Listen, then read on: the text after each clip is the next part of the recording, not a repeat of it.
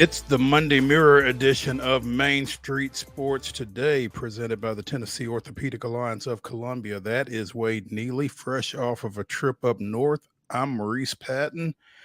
We are Main Street Sports Today. We will be with you for the next 2 hours discussing sports topics of local, regional, and national importance. So stick around. I think a good time will be had by all. Don't you agree, Mr. Neely? Oh yeah, back in the saddle. Monday Mirror Edition. Looking forward to a good show. We got well, I'll let you set it up here in a moment. We got a lot of stuff to get into as a busy weekend to recap, and then rolling right into another big week here as we kick off the month of June. Absolutely. A lot to get to, and helping us get to it here in the next couple of segments will be TERESA Walker of the Associated Press. We're just going to kind of pick her brain on everything we can pick her brain on, and there's a lot there to pick. So looking forward to that. In the second hour, we're going to visit with Caleb JARREAU of the University of Tennessee Daily Beacon, talk a little college baseball, national #1 seed style, and we will obviously touch on some other occurrences from the weekend, the first weekend of the NCAA college baseball tournament. That didn't go so well for at least one local team. So we will get into that. Also, the grab bag should be fun. A lot to get to in that. We're not going to talk too much about it at this moment, but it should be a lively conversation when we get there. So looking forward to that. We'll touch on some Braves. They did salvage the final game of their 7-game homestand and salvaged the series against the Athletics in doing so. But it's things are tough. It's hard out here for the Braves right now. So we'll talk a little bit more about that and some other happenings in and around Major League Baseball. So should be a fun show. Again, looking forward to it. Wade, I want to hear about your weekend because you threw up a video on X or on Twitter or whatever it is you want to refer to it as yesterday from the University of Kentucky's indoor football facility. A pretty impressive looking facility there. Tell me about Lexington and UK football. Man, I joked with everybody on social over the weekend. I said I was really just out scouting to see what the facilities look like for my dynasty on PlayStation 5 next month. Let me just say that. Let me stop you right there, because if you have Kentucky football as your dynasty, I don't think anybody will be fighting you for it. Let me just put it that way. Could be. We played in some in years past where you have to do randoms and you or there's a draft type situation. So you don't want to leave any stone unturned. I just wanted to make sure I did my due diligence. But yeah, me and the missus were in town for a music festival and had some time to kill yesterday, and so we caught a little of the baseball regional that you and I talked about on Friday. Mm-hmm. And on the way to the said regional, the facility was open, so just popped on in, kind of hung out. There was a couple folks in there working out. I thought we might see a Will Levis sighting this weekend with the regional going on and being a music festival kind of connoisseur as he is. I thought we might see him, but didn't see him in the facility. But yeah, great setup, man. Lexington is a very cool town. I had never been, and kind of enjoyed it. And Kentucky doing big things. Going to keep on keeping on, as it were. Well, the football facility being open like that's kind of strikes me as a easier to get forgiveness than permission kind of thing, I would think. But that's great that you were able to get in there for a little bit and kind of check that out. I would not have expected that at a Southeastern Conference indoor facility, but I think the thought was it's summertime and everybody that was on campus was probably going to baseball, and they had the door open. And I said, hey, let's just check things out. So check it out. I might be on some sort of banned list from campus here forward, but it might have been worth it too. We got to sit behind home plate for the wasn't a great game by any stretch, but Illinois played Indiana State yesterday, Indiana State wins it 13-2. Caught a few innings Oof. behind home plate, so we kind of just made ourselves at home in Lexington. There wasn't a lot going on. Literally, yeah. Wasn't a lot going on when Kentucky was not actually playing. Mm-hmm. The Big Blue Nation, they got the 5-0 win in the nightcap, so they are cruising. But it was a good time and kind of crummy weather. Weather was hit and miss all weekend, but overall vibes were pretty good, I think. Same here, actually, if it makes you feel any better. Rain pretty much all day on Saturday. Yesterday was significantly better, but hey, your music fest, a little Chris Stapleton, a little Dwight Yoakam, that's it's not a bad get. Yeah, the Railbird Music Festival, I think they started this in 21 maybe, and it heard a little bit about it. I usually we'll hit a Bonnaroo. CMA Fest is this week. We'll be at that, but hadn't been to Lexington, and it kind of was just one that, kind of just caught our eye a little bit, and so we wanted to check it out. Yeah, Dwight Yoakam, crazy story. He actually had to cut his set short. He did come back out, though, which was great for a variety of reasons, which I'll explain, but he had to cut his set short. He was suffering from heat exhaustion. And he left, and I was like, as you and I talked about before we went on air, I mean, this guy is 67 years old. I mean, when it's hot out there, you got to take some extra precautions. But he came back out, closed the show with a few good tunes, and he was a guy, I wasn't really maybe going to ever really seek out to go see on my own. So, but when I saw he was on the bill, I said, hey, man, let's see what my guy's all about. He's billed from, this was kind of funny, Mo. He's billed from Los Angeles, but he quickly pointed out to everybody that he's originally from Pikeville, Kentucky. So he wanted to make the crowd, aware that, he may be, kind of a Hollywood type musician at this point and actor, I suppose. But he reminded everybody of his Kentucky roots during his Has set not yesterday. forgotten his roots, huh? There we go. Good for him. That's good. Well, hey, that sounds like fun. That sounds like. And here's the thing, man. Lexington isn't very hard to get to. We're just getting ready to say that. Very easy trip. You lose an hour, obviously, going over there, but that's not the end of the world. 3.5 hours. The way Mo drives potentially, or our buddy Scott Stewart, maybe even 2.5 hours. But I will tell you.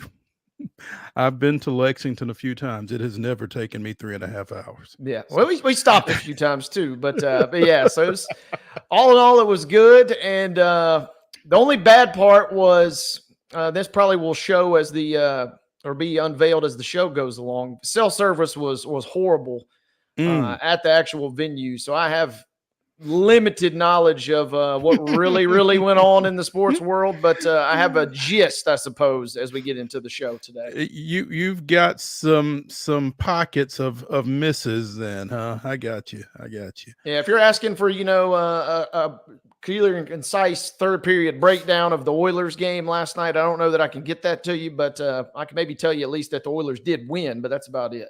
Okay. All right. Well, speaking of who won and who lost this weekend, we should probably give everybody this weekend's results and today's so lengthy schedule on the rundown. This is the rundown.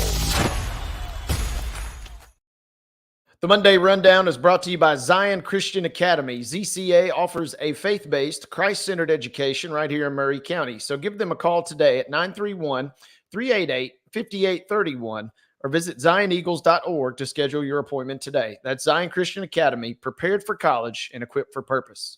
Major League Baseball action from Friday. The Braves picked up a 4-2 victory over the visiting Athletics. The Astros fell to Minnesota 6-1.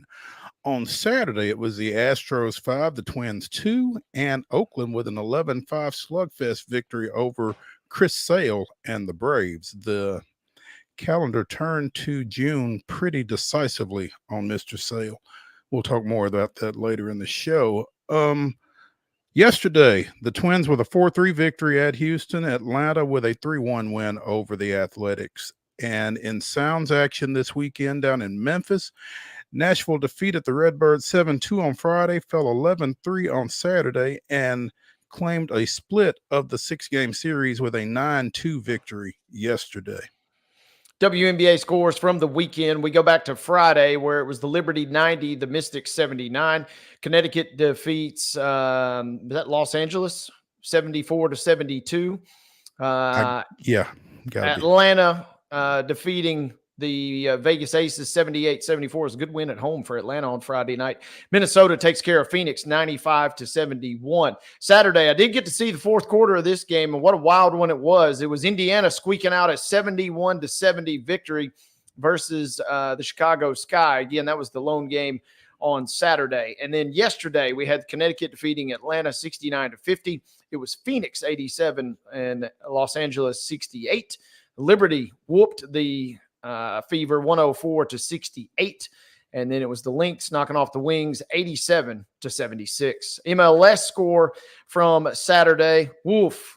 Bad result for Nashville SC. Maybe one of the wildest turnarounds after a big win last week in Cincinnati. They fall at home to the Revolution 2-1. Arena football, not much better, unfortunately, for the folks in the 615 as the Albany Firebirds defeat the Cats 32-25. Today's schedule. Major League Baseball, St. Louis opens a series at Minute Maid Park against the Astros. That's a 7:10 start tonight. And that is your rundown.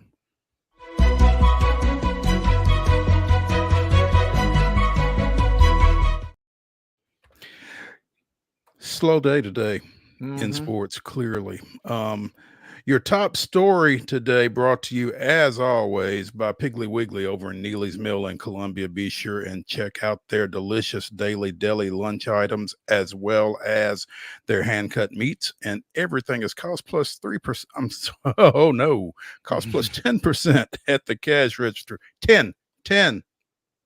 Don't go over there looking for 3% and having them come back on us. No, it's cost plus 10 at the cash register. Piggly Wiggly, Neely's Mill in Columbia, bringing you our top story. And going into the high school ranks, defensive lineman Stefan Shivers from Humboldt over in West Tennessee is a Georgia commit, 6'3", 255-pound rising senior who will now play his senior year of football at Brentwood Academy, apparently. According to the Milan Mirror Exchange and Michael Odom over there, Shivers' Facebook page reflects the move.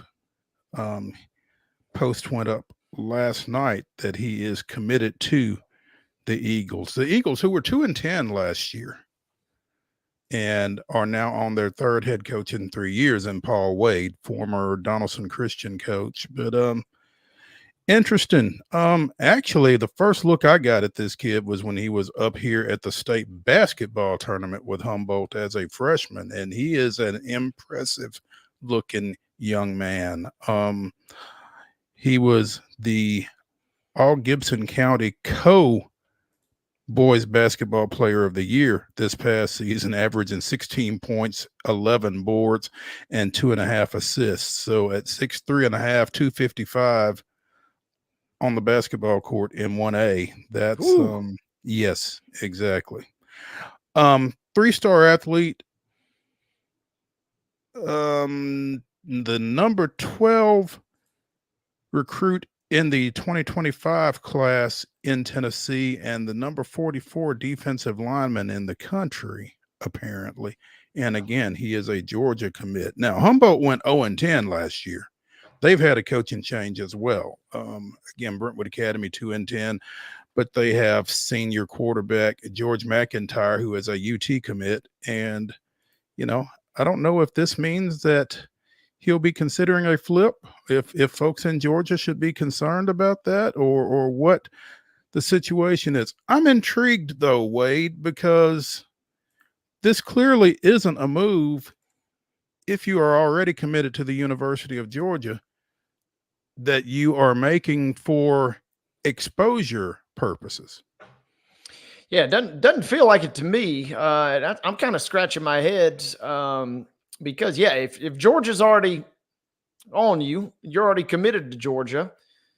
Not knocking Humboldt, but no offense, but what do you care if your team goes 0-10? If you're set to go on to Georgia. The hard part is getting found at a school like Humboldt, right?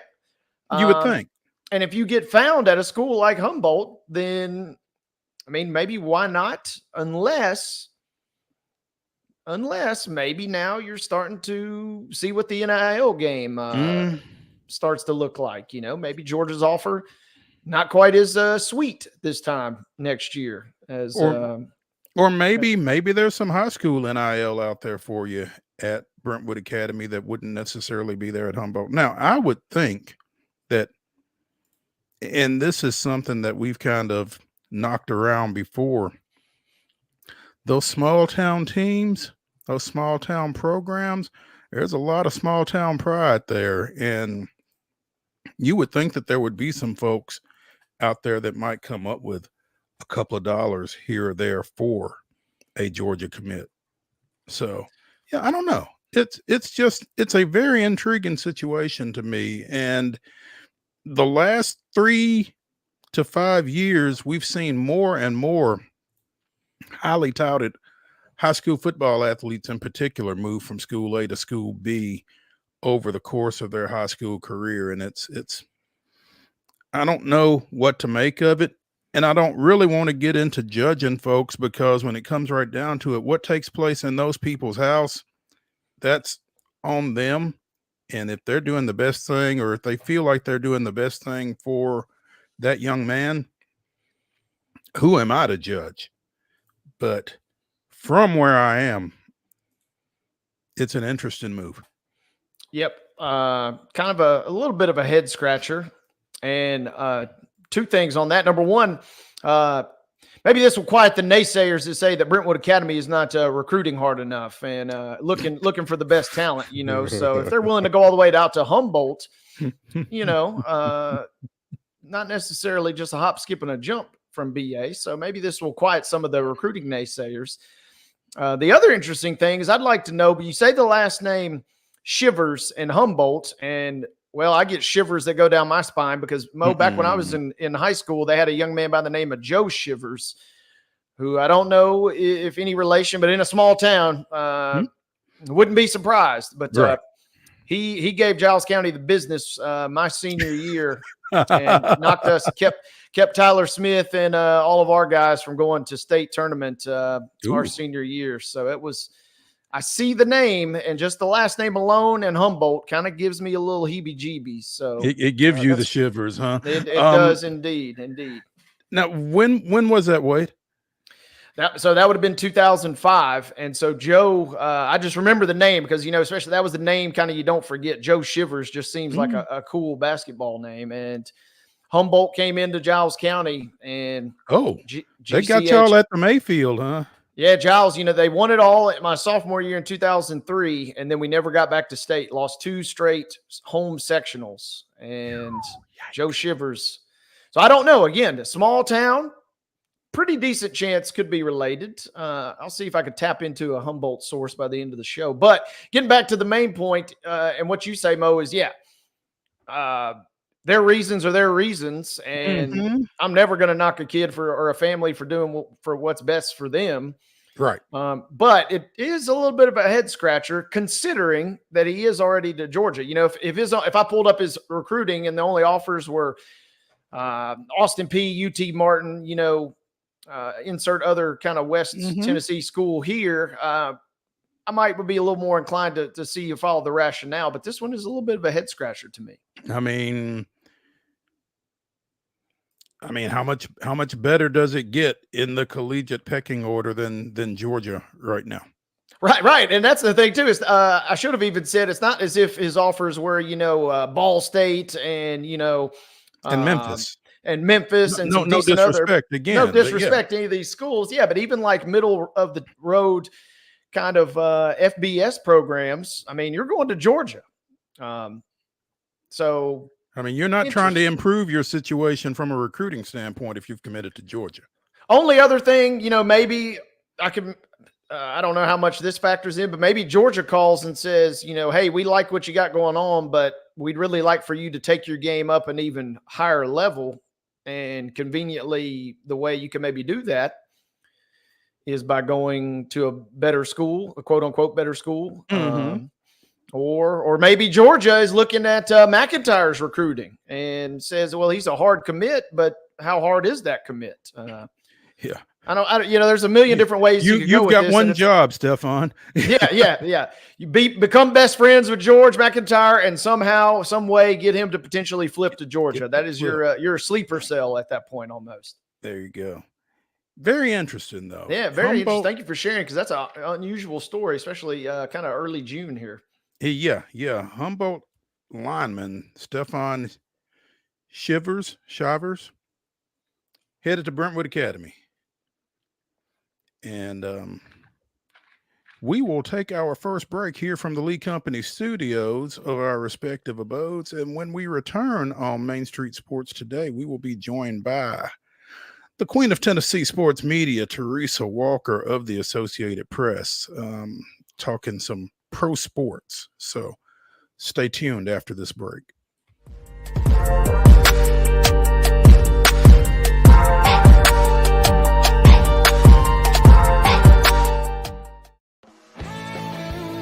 Bluegrass Auction Associates is hosting another real estate auction Saturday, June 8th at 10 a.m. in the beautiful Hickory Woods subdivision. This spacious estate offers numerous amenities, perfect for the homeowner or investor. Conveniently located in Davidson County, Tennessee at 221 Wild Grove Court. This is the sale you don't want to miss. Join Bluegrass and bid with confidence. Saturday, June 8th at 10 a.m.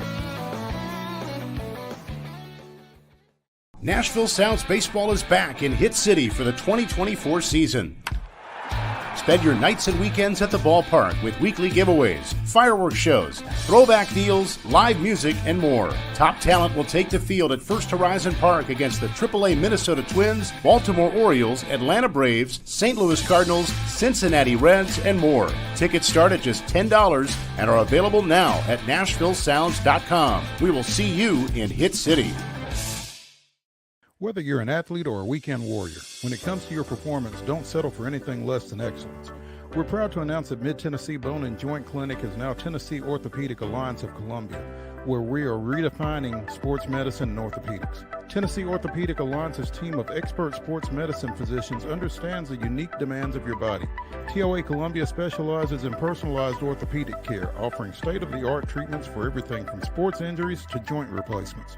Learn more at toacolumbia.com. With Lee Company technology, the best handymen are hands-off. Lee Company techs have been using visual findings and other smart technology tools for years to add transparency and virtually take customers along. You see what we see, whether we're in a crawl space or on a roof. With Lee Company, technology helps us help you, no matter what's happening in the world or at your house.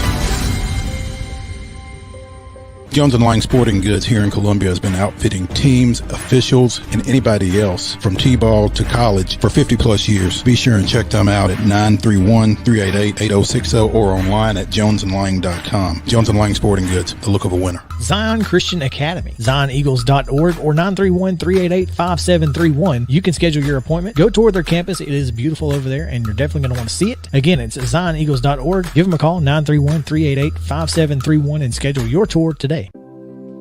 Custom Stone Handler supplies over 600 distributors and suppliers with quality stone products. Along with River Stone, we produce and distribute over 100 building, landscape, and other bulk products. Our goal is to provide quality products, service, and partnerships to ensure our customers' success. We firmly believe that the measure of any person or company is how they treat other people and customers. Give them a call at 931-490-4990 or visit CustomStonehandlers.com. Piggly Wiggly, located in Neely's Mill Shopping Center, is Columbia's locally owned and operated Cost Plus 10 grocery store dedicated to serving the community with low prices and smiling faces. Piggly Wiggly offers fresh, hand-cut meats daily as well as daily hot plate lunches from their deli counter. You're certain to see smiling faces and a helping hand when you're here at Piggly Wiggly. Come by and check out our fresh produce, high-quality meats, and more. Down home, down the street, we'll see you at the Pig.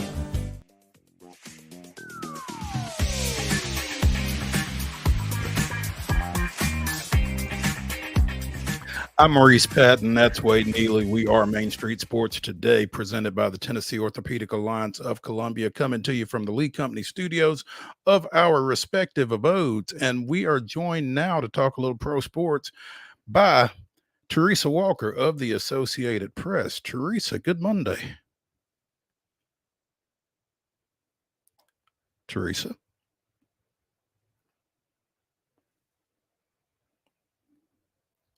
Mark? Anybody? I'll talk to her. Well, yeah, do that. As we effort to get TERESA into the show, Wade, scrolling through Twitter as we are wont to do, came across some tragic news here. Cowboys Hall of Fame offensive lineman Larry Allen died Sunday on vacation with his family in Mexico. ESPN, among others, are reporting at the age of 52.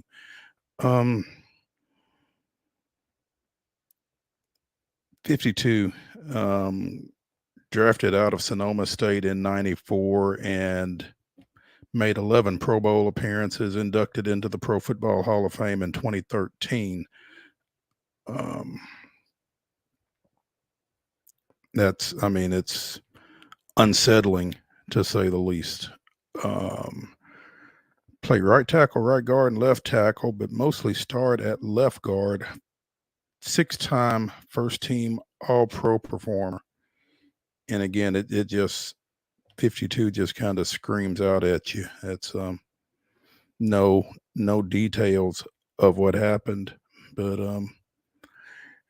Larry Allen, longtime Dallas Cowboys offensive lineman, died yesterday at the age of 52.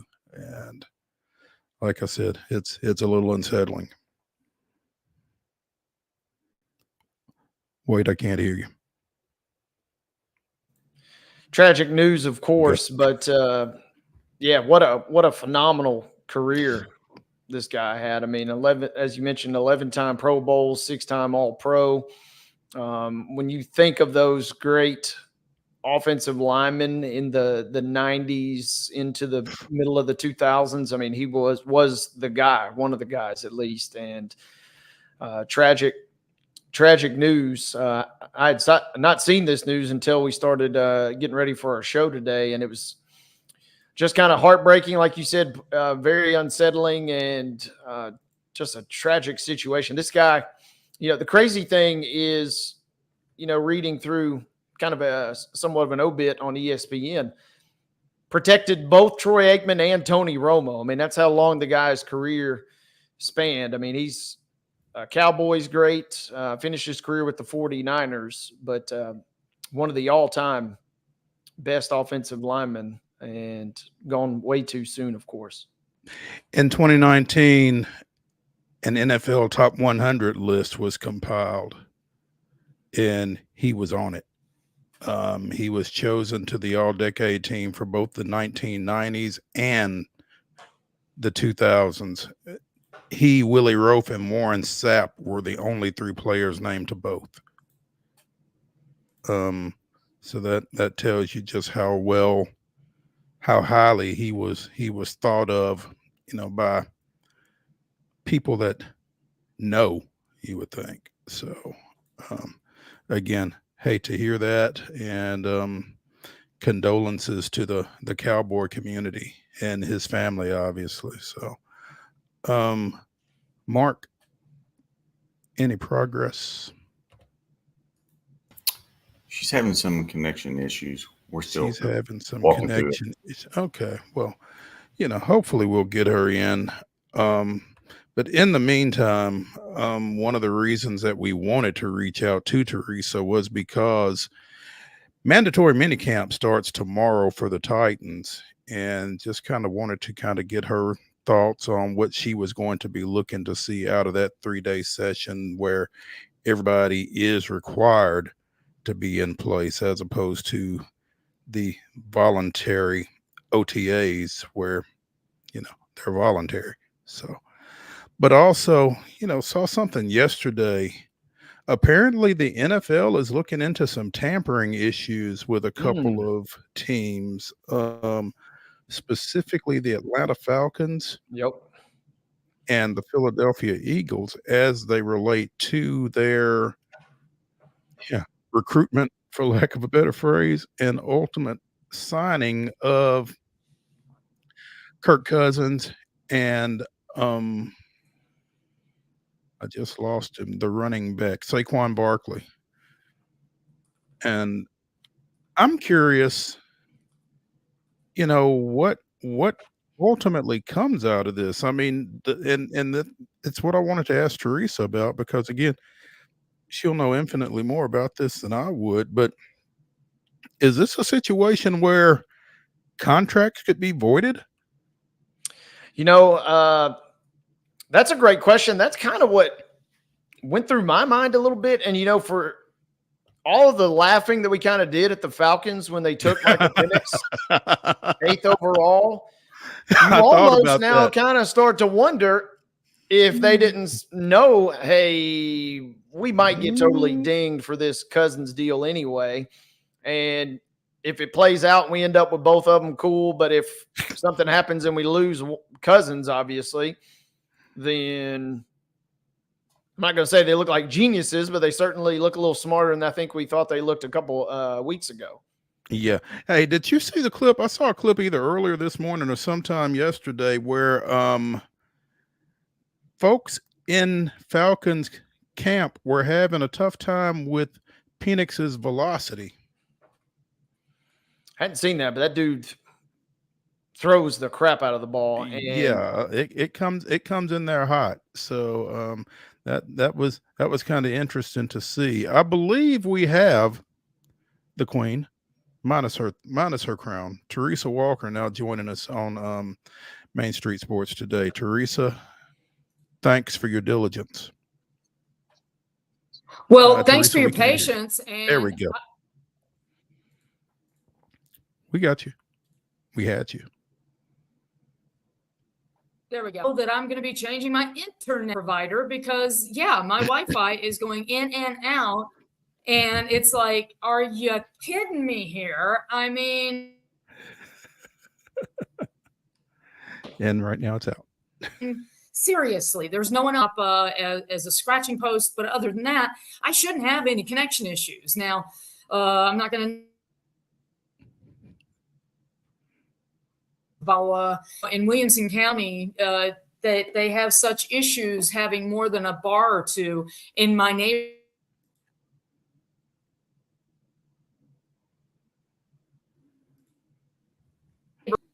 It's just the richest county in the state and one of the richest counties in the entire country, but we can't get Wi-Fi or cell connection. Don't get me started on that. Yeah. And post that I have set up for him elsewhere. Yeah. Can you tell that it's almost feeding time? Is that what's jarring your screen back and forth?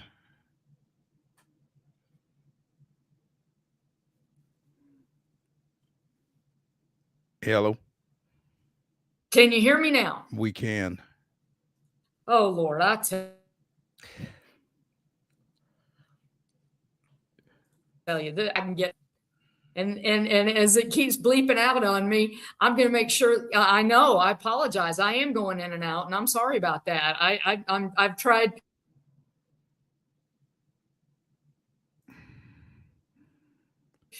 I swear I'm trying 14 ways from Sunday to get connected. Let's try backing you out and bringing you back in one more time, and hopefully the third time will be the charm. Let's do I like that. Yeah. Dedicated, Meanwhile, if nothing else, which we well, are not surprised by any stretch. No, I mean she's a pro, so I know she's going to do everything she can to come on with us. And again, we've got her booked for 2 segments, so lucky us. But again, Wade, I don't know how far the penalties for tampering go if it is found to be the case. This article on ESPN says the Dolphins forfeited their 2023 first round pick and a 2024 third rounder for tampering with Tom Brady and Sean Payton on 3 occasions between 2019 and 2022. Fines were also handed down to team owner Stephen Ross and vice chairman Bruce Beal for a total of almost $2.5 million. Kansas City gave up a couple of picks for tampering with Jeremy Maclin back in 2015 and were fined $250,000. So it doesn't sound as if there are necessarily contracts voided, but it would almost sound to me like that would be the requisite punishment if tampering is found to have taken place. And okay, just throw him back out on the free agent market. Don't. Otherwise, they got the player that they wanted. So I don't know. It's interesting. We've got Teresa back again, I believe. T, how significant do you feel like these tampering charges are against the Falcons and the Eagles, and how far, if it is found to be accurate, how far would you anticipate the punishment going on those? Well, I think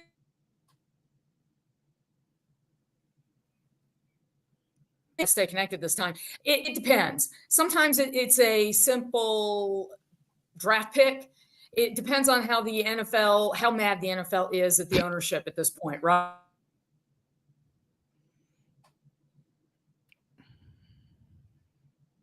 Right. I mean, once upon a time, they find the Titans, 6 because they had the percentage of the team that she had, and then she and some of her relatives bought out 1/3 of the family and managed to bump that up as on any given day.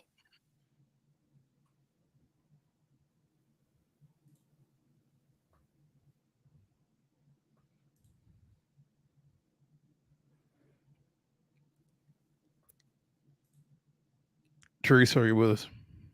I can hear you. Okay. I can hear you now, but not now. Oh, my friend, can you tell it's a Monday? All day. Most definitely a Monday. Yeah.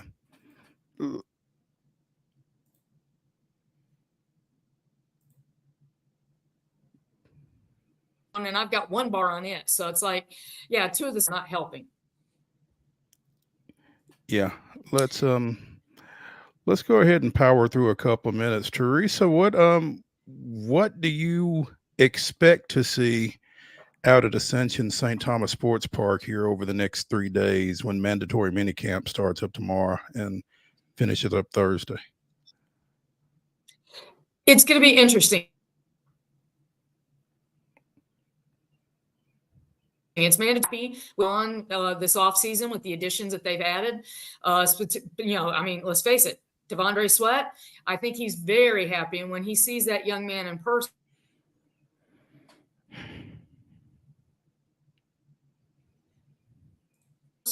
I think he's going to be even more impressed. We haven't seen Sweat so if Sweat is around the building and Jeffrey Simmons can see him at all, I think Jeffrey is going to be the happiest person aside from Denard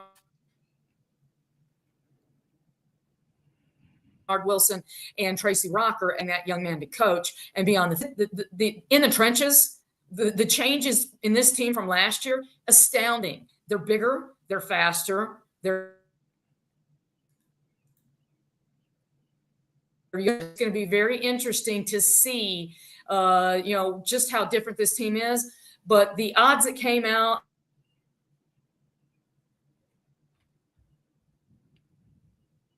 Friends is the favorites in just one this year. If I were a betting person, I'd be taking the Titans as the underdog in 16 of those games just because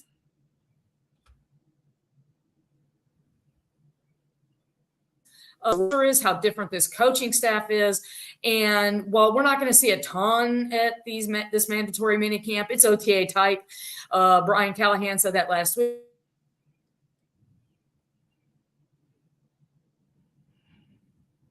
big fact they've got only one OTA left that's open to us, and then we'll see what happens after this. But I mean, the changes are very different. Teresa, let's switch gears just a touch within the Titans. But I am curious. One story that's kind of maybe gotten lost in the shuffle throughout the offseason is the recovery of Titans punter Ryan Stonehouse. Have you heard an update on Stonehouse? Obviously, he was, maybe the MVP of the team at times last year, and you're wondering kind of maybe how he returns. I think everybody is hoping and wishing he has a safe and speedy recovery, but have you got any injury news that you can share from Ryan Stonehouse's camp? Well, he has said that, he's getting ready, that he thinks he'll be ready for the start of the season.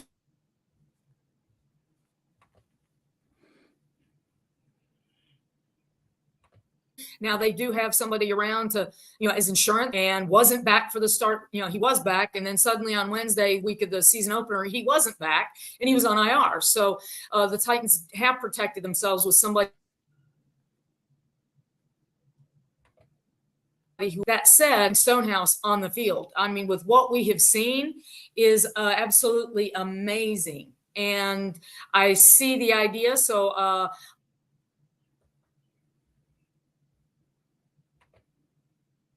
through the phone, and so I'll be back with you all in a couple minutes, or as fast as I can log in. How's that sound? That'll work.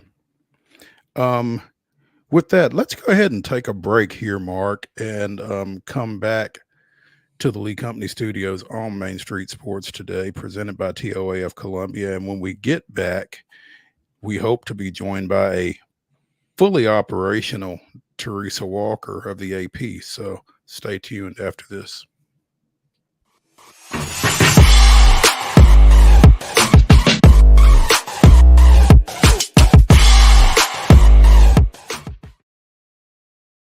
The wild horses are coming to Franklin. The Mustang Heritage Spectacular. 4 days of celebrity freestyle, liberty training, trick riding, and extreme Mustang makeover. Plus the shopping. Over 100 vendor spaces with clothing, food, home goods, and things you can't find anywhere else.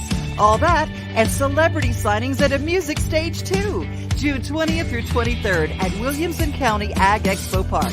Don't miss a moment with a weekend pass. MustangHeritageFoundation.org for tickets. Hello, race fans, and welcome to Nashville Super Speedway. That's right, guitars and fast cars right here in Music City. This summer, NASCAR is back at the Nashville Super Speedway. Get your tickets now to watch your favorite driver take on the 1.33 miles of concrete chaos. Visit NashvilleSuperspeedway.com to lock in your spot June 28th through the 30th for the Ally 400 race weekend. Whether you're an athlete or a weekend warrior, when it comes to your performance, don't settle for anything less than excellence. We're proud to announce that Mid-Tennessee Bone and Joint Clinic is now Tennessee Orthopedic Alliance of Columbia, where we are redefining sports medicine and orthopedics. Tennessee Orthopedic Alliance's team of expert sports medicine physicians understands the unique demands of your body. TOA Columbia specializes in personalized orthopedic care, offering state-of-the-art treatments for everything from sports injuries to joint replacements. Learn more at toacolumbia.com. Custom Stone Handler supplies over 600 distributors and suppliers with quality stone products. Along with River Stone, we produce and distribute over 100 building, landscape, and other bulk products.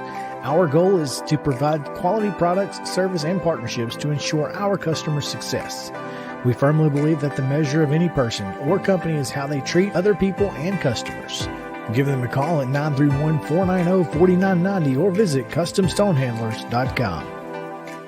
Nashville Sounds Baseball is back in Hit City for the 2024 season. Spend your nights and weekends at the ballpark with weekly giveaways, fireworks shows, throwback deals, live music, and more. Top talent will take the field at First Horizon Park against the AAA Minnesota Twins, Baltimore Orioles, Atlanta Braves, St. Louis Cardinals, Cincinnati Reds, and more. Tickets start at just $10 and are available now at NashvilleSounds.com. We will see you in Hit City. With Lee Company technology, the best handymen are hands-off. Lee Company techs have been using visual findings and other smart technology tools for years to add transparency and virtually take customers along. You see what we see, whether we're in a crawl space or on a roof. With Lee Company, technology helps us help you, no matter what's happening in the world or at your house. We thrive under the lights. A city of performers, putting on one heck of a show. Headlining night after night. Welcome to Smashville.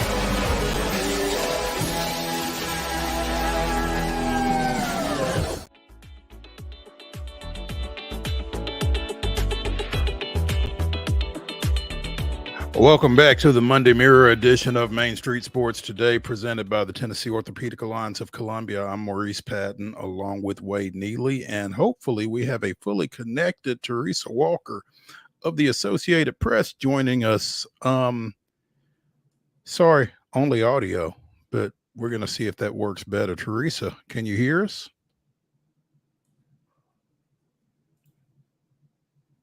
That does not work better. Wait, that's unfortunate. We had high hopes as always. We did, yeah. We always have high hopes when we have TERESA joining the show, and especially when we've got her joining us for a couple of segments, because in addition to football, we wanted to get into a little Preds and Grizzlies. Last week, Wade, the Predators announced that Mitch Korn is being hired as director of goalkeeping. He will oversee the organization's entire goaltending department, including goaltending coach Ben Vanderklok, goaltending development coach Jason Barron, and European development coach and scout Pekka Rinne. Work directly and remotely with the team's goaltenders and prospects in Nashville, Milwaukee, and overseas, and be involved in the scouting of professional and amateur goaltenders. So you've got a new goaltending guru in town. And additionally, Dan Hinote will not be renewed as an assistant for 24-25. Has been here since 2020, primarily responsible for overseeing the team's penalty kill, which ranked, I guess, in the lower half of the league at 78.9% during his time here. So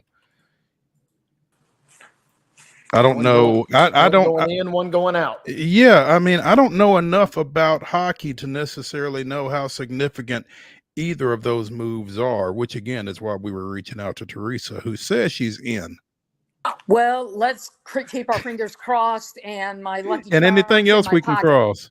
Absolutely, yeah. Well, the penalty kill is huge. I mean, let's face it.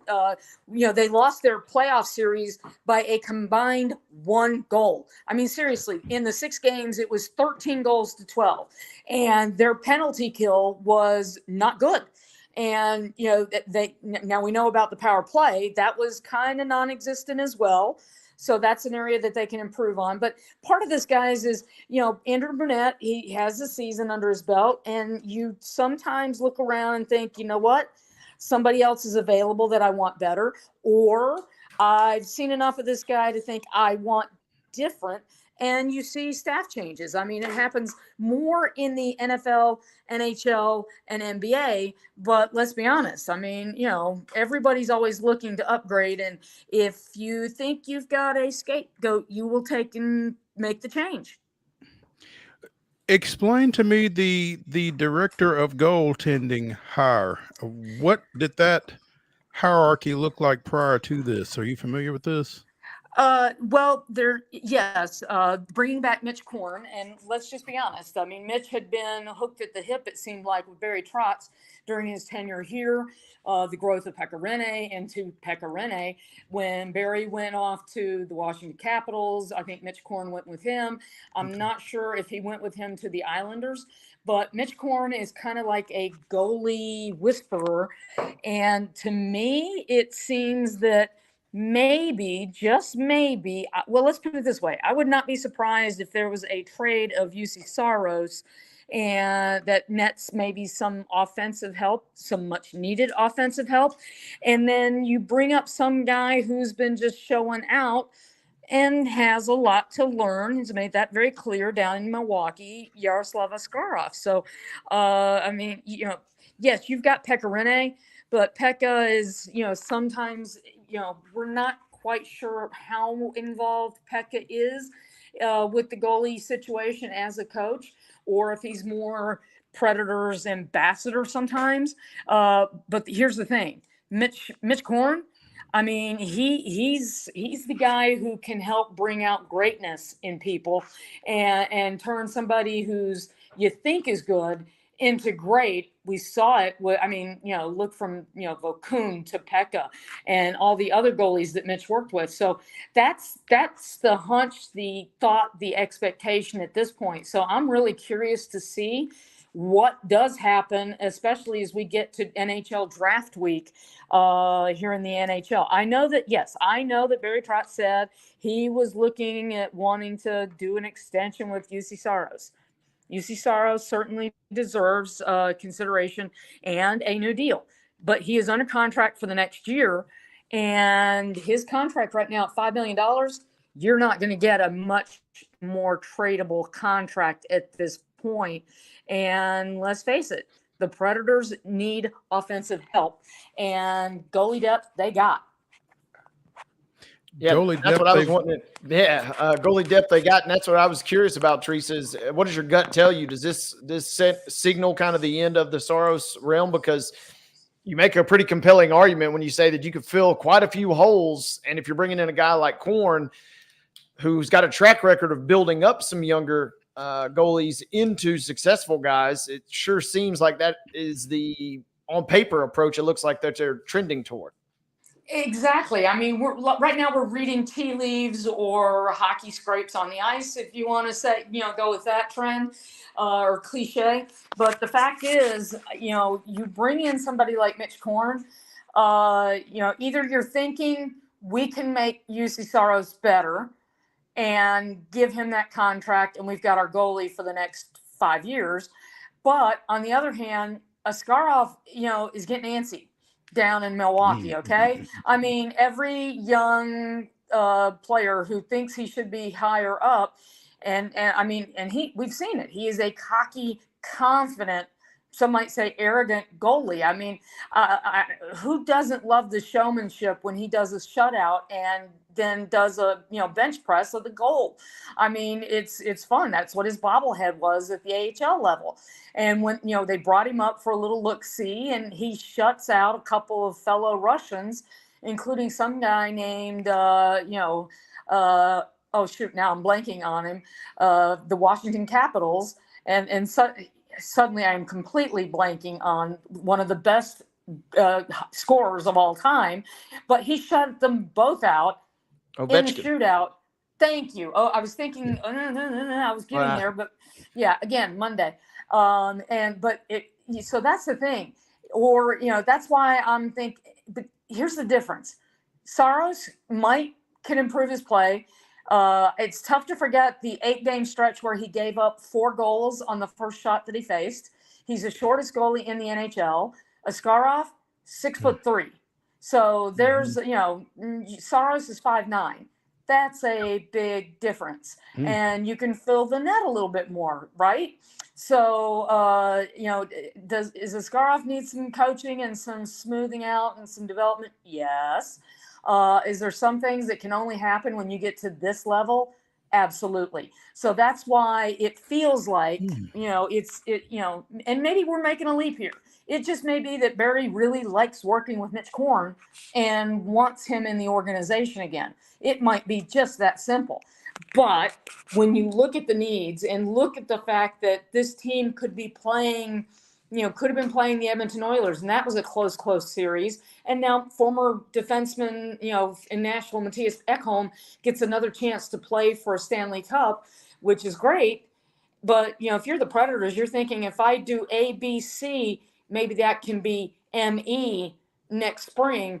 You make some moves, and Barry Trotz has made it clear that he doesn't want to be in that quote mushy middle, and he's not afraid to make some moves. We saw it last year. He was a very active GM as he took the reins fully from David Boyle, and it just feels like he's he's not in the mood to sit back and be patient for a few things. He's ready to make a few things try and happen, and sometimes you have to force it. Teresa, we've kind of seen the good, the bad, and the ugly out of UC here over the last couple of years. I mean, you hear his name mentioned as a Vezina Trophy candidate, but at the same time, you mentioned kind of the less than great performances as well. How tradable is he right now? Very. The $5 million a year makes him very tradable, and the fact that his age is he's still a great age, and when he is playing at his best, he is very, very, very good. Let's not forget that he has finished 4th in the Vezina Trophy voting. I think that was just a year ago, guys, at the NHL Awards. So it's like this is one of those things that slow starts have been a problem for him, and you can make the argument that sometimes different surroundings make a difference, and you might be kicking yourself in a year if you make that trade, but them's the risk, guys. Sometimes you have to take that. But yes, Nashville has been spoiled with great goaltending. Let's be honest, okay? From the very beginning of this franchise, David Boyle built this franchise from the net out, and it's been that way, for a very long time. That said, there are a lot of teams in the NHL that would we'll find out what they might give for UC Saros. Teresa, what are we hearing out of Memphis in regards to the upcoming draft? Anything? Nothing? I'm hearing a lot. I mean, the easy thing is, Steven Adams, he's missed a season and a half with a knee injury. Do they go out and get a center? Can they, with where they're at, I think they're, if I'm remembering correctly, out of the lottery 9th. So that seems to be too low to get Donovan Klingen from, if that's how you say his last name, from UConn. Zach Edey, I'm sorry. I'd have to be working him out really hard. They traded away a very big man who was a double-double machine in Jonas Valanciunas to try to free up and get more movement in the offense with the young talent that they've got. This is a team that when you look at the West, yes, it's loaded, but the Grizzlies have got to be saying after this season, all we need is Ja to stay out of trouble and stay healthy, and for the rest of this roster to stay healthy, and we can go. But they need a big man, and that's the thing. How do they fill that spot? And do they do it by trying to trade with somebody and bring somebody in? Do they try to trade up to get a Klingon? And having been a Star Trek fan, I want to call him Klingon. But, that's the thing. How do they fill that big man spot is the biggest question that I think that they're going to have to answer going into the draft. Does it involve a trade? Does it involve trading up, trading away? How do they fill that spot? That's the one need that they have. And, after playing 50, they played 50 different starting lineups this season. I mean, Taylor Jenkins has got to be drooling at the thought of being able to put the same 5 guys out there, even if it's just for a 5-game stretch this upcoming season. Go ahead, Teresa, and that's what I am maybe kind of scratching my head and wondering is, linearly, it seems like the draft is where they potentially could build on what's on its surface, a pretty promising little roster, but you almost kind of wonder when you mention trading away, that almost seems, instead of trading up potentially, it doesn't seem like that maybe is a route that is in their future. So I'm curious, if they deal somebody, which would be kind of unfortunate because it seems like the core is there, but it's just not. It hasn't lined up exactly the way it needs to. And without Adams being in the mix, man, if they had a veteran big man like Adams to really kind of hammer that roster home, it seemed like they'd be set. So now I'm curious if somebody, maybe even like a Marcus Smart or somebody of that nature, unfortunately, may be on the block already for Memphis. I think they like what Marcus Smart brings to this roster with his experience. And because let's not forget, even with them all getting a year older, this is still a really, really young team. So I think I think they want to keep Smart is my hunch here. I think they just need to find a way, and maybe Steven Adams can prove to them that, okay, guys, I really am healthy. But at this point, they've got to get a big man to at the least back him up. They got Brandon Clark back late in the season, and he's a guy who can kind of fill that spot as a backup or reserve, but you need somebody who can be a starter for that spot. You got to figure out who that is, and if it's not Adams, you got to go get him. Teresa, real quick, we also saw kind of a real breakout performance from G.G. Jackson, who's still one. You mentioned youth. He's I think was the youngest player in the NBA, or at least second or third youngest. Where does he fit? And does Memphis feel like they just absolutely hit a gold mine by finding a talent like he had this year? Oh, I think they found a gold mine. I mean, I think he was second all rookie team. And considering that, Memphis's record was bad, and very, very bad, he made an impression. So he's a guy I think you keep and see what because guess what? You can always use scorers and shooters, and he got tons of playing time to develop this season. So seriously, the one question for this team is stay healthy, and how do you fill that 5 spot and figure out who your center is going to be. And yes, 5 spot, 1 spot, and I'm stuck between sports seasons, so we'll just go with middleman center, and because I can't remember if the guard right now is. I need vacation time. I need some WD-40 before I have to go over to Europe for the Olympics, where I will be helping with basketball, and I'll get that down very clear then. But they need to find that guy and know that they've got him going into the season. And that's why I'm really curious. And guys, strangely enough, the NBA that won't confirm any trades that'll be done on draft night until the season starts in July, the calendar year for the NBA, they've spread their draft over 2 nights because there just wasn't nearly enough action talked about that they can't really talk about until July, right? I know that NBA writers have to be ecstatic over a 2-night, 2-round draft.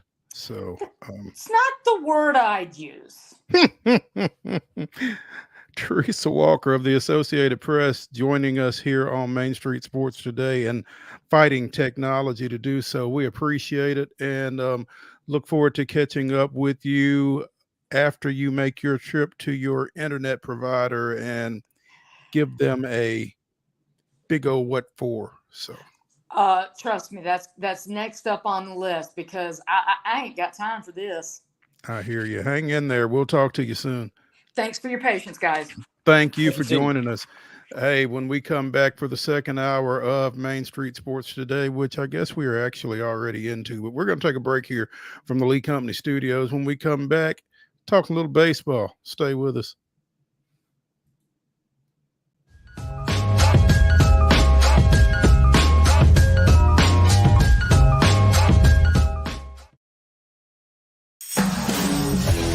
We thrive under the lights.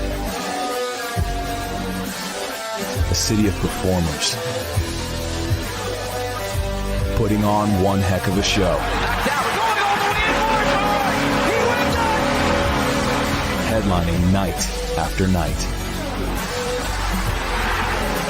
Welcome to Smashville.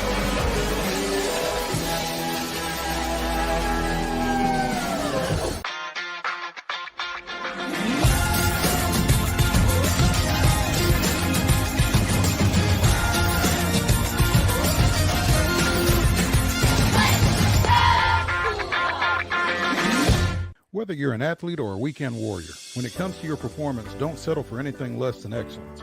We're proud to announce that Mid-Tennessee Bone and Joint Clinic is now Tennessee Orthopedic Alliance of Columbia, where we are redefining sports medicine and orthopedics. Tennessee Orthopedic Alliance's team of expert sports medicine physicians understands the unique demands of your body. TOA Columbia specializes in personalized orthopedic care, offering state-of-the-art treatments for everything from sports injuries to joint replacements. Learn more at toacolumbia.com. With Lee Company technology, the best handymen are hands-off.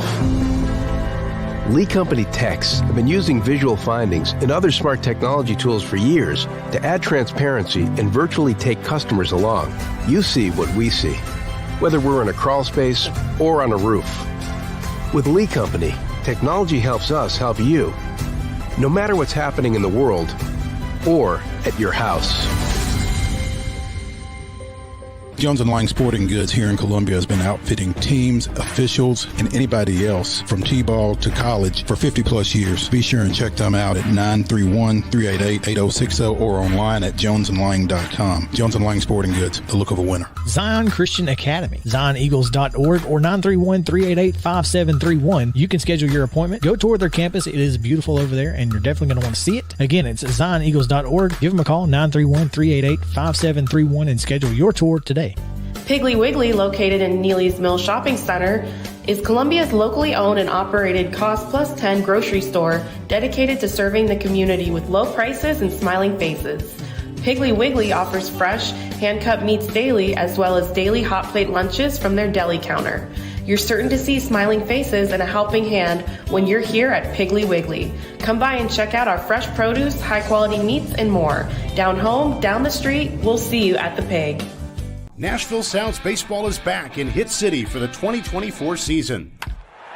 Spend your nights and weekends at the ballpark with weekly giveaways, fireworks shows, throwback deals, live music, and more. Top talent will take the field at First Horizon Park against the AAA Minnesota Twins, Baltimore Orioles, Atlanta Braves, St. Louis Cardinals, Cincinnati Reds, and more. Tickets start at just $10 and are available now at NashvilleSounds.com. We will see you in Hit City.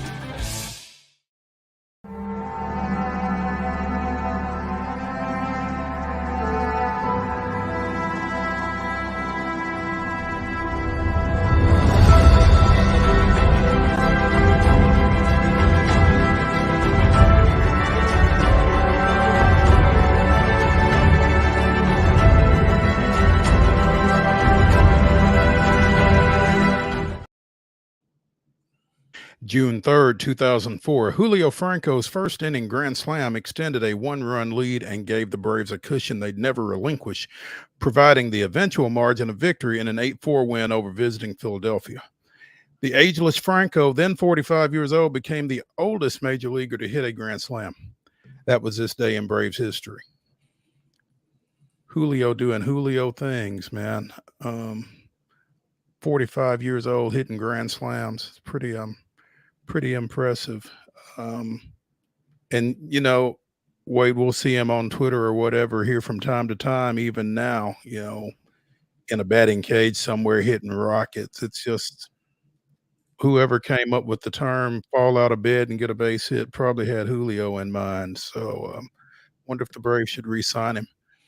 You know, I was just getting ready to say, I don't know what he does on a day-to-day, but and without having seen any of those clips, I'm not surprised, number one. But number two, yeah, I was just envisioning either him, you know, somewhere back in the Dominican or just somewhere on a beach or somewhere where he just rolls out of bed and goes to a local park and just puts on a show from time to time. Yeah, absolutely. Just because he can.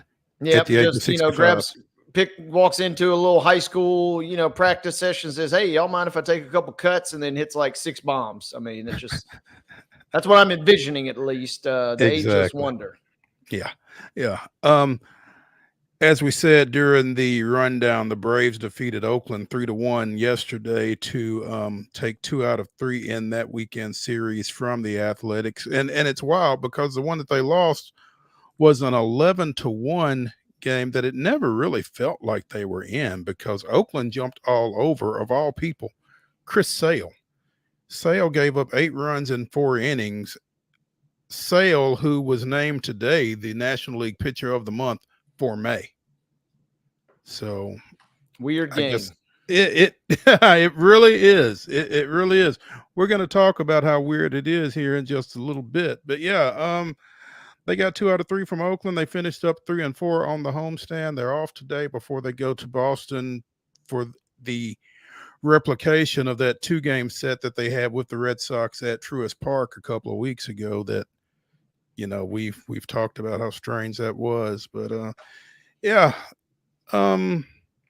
interesting times for the Braves right now. Hurston Waldrop, the draftee out of the University of Florida from last year, got promoted to Gwinnett from Mississippi over the weekend and had a double-digit strikeout performance in his Class AAA debut. Also going to Gwinnett earlier today was catcher Chadwick Tromp. And I guess, with Sean Murphy back and healthy, there's really not much of a need to carry that third catcher. I don't think Tromp had played since Murphy was activated last Monday. So get him back down there, get him some playing time, and open up a spot. That spot has not been filled yet. I expect it will be before they head to Boston for this 2-game series this week.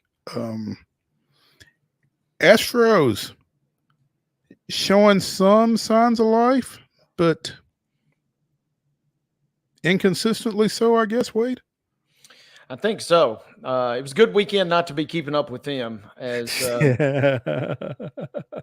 won the middle game but lost the front and back end. Close game yesterday, it looks like 4-3 with as we kind of touched on Friday, Minnesota coming to town, and yeah, they're 7.5 games back. They kind of have just not really been consistent enough. They had a couple other shocker or spoiler injury issues. A couple of their guys that were on the verge of coming back are now going to be delayed. I mean, it ain't looking good for Houston. Other than Kyle Tucker, who's been swinging a good bat all year, things have not been going great in Space City.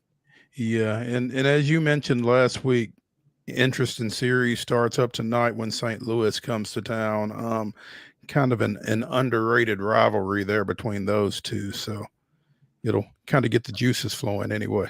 You would think so, and the good news is for both those teams, somebody's got to win a couple of games, unless Bud Selig, got involved somehow. There are not going to be any ties going down here, but the Cardinals, maybe I shouldn't write them off too much. I know that they're 7 games back, but they're only 1 game under 500.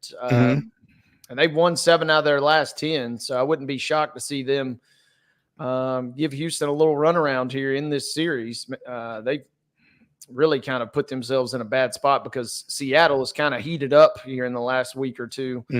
And they've opened up a 4-game lead on Texas now, and now 7.5 for Houston. So we're probably another 2 weeks away from Houston really having to do some soul searching and, ask that age-old question at the break. Are we buyers or are we sellers? And right now it looks like they're trending towards sellers at this point. Yeah, Jim Bowden of The Athletic already kind of has asked that question of every major league team. There's an article up. I did not see where he had the Astros classified in that buyers, sellers, or somewhere in the middle. But again, y'all got Verlander going tonight. I don't know that makes a difference or not, but you'd like can't hurt, that's for sure. And so being at home with Verlander, a chance to maybe start the series off on a little bit of a promising note if they can maybe scrape some wins out to get the Angels, which is a divisional series, maybe get some mojo going there, and then. Kind of glancing further down the schedule, here in about another 2 weeks, they get a little stretch with the Tigers and the White Sox and the Rockies later in the month. So the schedule does lighten up a little bit. You just hope that it's not too little too late at that point. Well, I hope that your team takes better advantage of the lighter schedule than mine did. We talked last week with Christina DiNicola, who covers the Marlins for MLB.com, about former Loretto standout Ryan Weathers, who had gone 5 straight quality starts. Well, Saturday's was the dud, but it's an interesting dud. Mm-hmm. 6 innings pitched, 9 hits, 4 earned runs, no walks, a career high 11 strikeouts in an eventual 7-0 loss to Texas, the reigning World Series champ. So that is a better than good offense, and he put up 11 strikeouts, did not hurt himself with a single walk, and it sounds like he had maybe one or two bad innings, but I don't think that start Saturday really takes a whole lot away from the progress that Ryan Weathers has clearly been making here over the last month or so, and that's just a wild looking line right there. Crazy line, and I saw a cool quote over the weekend. Their manager, Schumacher, Skip Schumacher, he said, "I'll take that version of Ryan every day of the week." I mean, you would assume, you get 11 strikeouts. More often than not, you're going to have a pretty dang solid day. So maybe you just chalk that up to one of those just weird afternoons. But man, he has been pitching very well. We've kind of been on him all season, and he continues to kind of put up some big numbers. That was the most by a pitcher across MLB on Saturday. And here's the thing, 4 earned runs, that's going to give you a chance to win more often than not, in Major League Baseball in 2024. So, maybe that's what Skip had in mind when he said that. So definitely we will continue to keep an eye on Weathers. I guess his next start would probably be Thursday-ish. So we will see how that goes. Wade, scrolling through Twitter as we are wont to do. San Diego Padres infielder Tucupita, Tucupita, Tucupita Marcano is under investigation for allegedly violating MLB's gambling policy. 24-year-old apparently bet on Pittsburgh last year while he was on the Pirates injured list. You are not allowed to bet on baseball at all if you are a Major League Baseball player. And if you bet on your own team, you are subject to a lifetime ban. Now, Marcano has not played for San Diego. He's got a torn ACL, but he was with Pittsburgh, and this is his second time with the Padres, actually. He was traded to Pittsburgh in 2021 and came back to San Diego over this offseason on waivers, but it was last year, again, while he was on the injured list, that he allegedly bet on the Pirates, according to the Wall Street Journal. Interesting. This is interesting for a couple of reasons. And number one, I'm reading the same CBS Sports article here. I love this line. MLB rules stipulate that a player is legally permitted to gamble on non-diamond sports, but they cannot gamble on baseball or softball at any level. So if you had any ideas of, throwing down some cash on the College World Series, don't do it. Don't do it. Don't do it. I know you may have a hot tip on the ladies out in Oklahoma City, but don't do it if you're in the MLB. So I found that interesting. The other interesting thing after all this, and this doesn't say whether this was, done, unless I'm missing something with a quote unquote bookie or, a situation like we saw with Ohtani where it's like through a middleman of some sort. But if you're doing this on an app or you're doing this kind of like everybody else is, this thing is 100% traceable, just like anything on the internet, traceable, trackable, etc. So you gotta, you just gotta really be kind of, I don't know that I can finish the statement, but you got to be extra kind of special to really think about doing that, knowing that you're pretty much monitored 24/7 and knowing that that's like the one sport. It's interesting too, because MLB is different than the NFL, like we've seen. They're like, yeah, as long as you don't bet on baseball, we don't really care what other sports you're betting on. Whereas the NFL, it's a little more widespread and wide encompassing. So, I mean, come on, man. That's tough. There is very much a Chris Carter aspect to this. Yes. Absolutely. Come on, man. I mean, on the one hand, it's really kind of hypocritical, as involved as all of our sports are now with all those betting apps and that kind of thing, like you said. That is true. But on the other hand, you know the rule. That's what I'm saying. That's the thing to me is MLB seems to have a much looser policy in the sense like, yeah, you want to go out and bet on basketball, be my guest. Just all we ask is you steer clear of baseball. And what's the one sport that our guy kind of gets busted for? A couple other minor leaguers who they did not name potentially face discipline for betting on, I assume, big league games at that point. But again, same deal, man. Just like we're letting you have pretty free reign with a lot of stuff. Why you got to go off and bet on the one sport we tell you not to bet on? So I would not be surprised. And again, it's all traceable, it's all trackable. So if they find that, I mean, you're looking at 24 years old being banned for life. That's tough. And I mean, like you said it all. I mean, why would you put yourself in that position? So,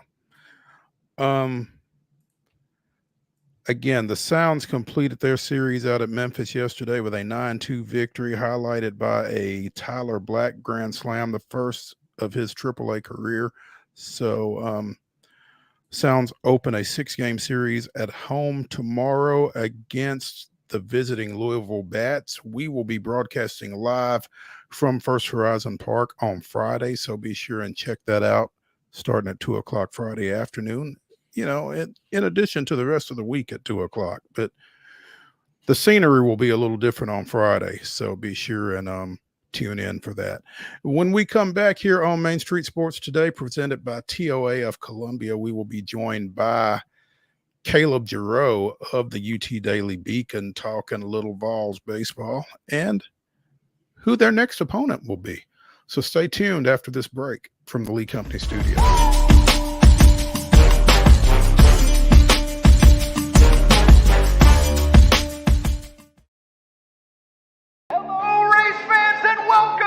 Nashville Super Speedway. That's right, guitars and fast cars right here in Music City. This summer, NASCAR is back at the Nashville Super Speedway. Get your tickets now to watch your favorite driver take on the 1.33 miles of concrete chaos.